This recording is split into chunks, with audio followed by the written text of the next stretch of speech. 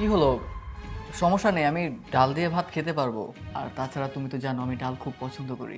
তুমি কোনটা খেতে পছন্দ করো সেটা আমার চাইতে ভালো কেউ জানে না। তুমি একটু বসো, আমি আসছি। আরে বৃষ্টি, কোথায় যাচ্ছ? বৃষ্টি, ভাবি, কি হয়েছে? বলছিলাম কি, তুমি মনে হয় টেবিলে তরকারি দিতে ভুলে গেছো। কেন? টেবিলে ডাল ভাত রাখা আছে না? ওটা তো স্বামীকে খেতে দেয়। ভাবি, তুমি না সকালবেলা গরুর মাংস রান্না করলে? গরুর মাংস কোথায়? 2 টুকরো গরুর মাংস রান্না করছিলাম, তাও আবার সকালে।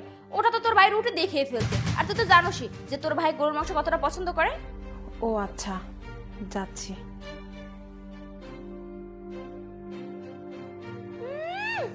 আর সে গরুর মাংস দিয়ে ভাত খাইবো?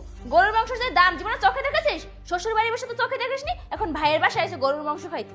যত স্বপ্নে একাম। সাব্বির, তুমি একটু বসো,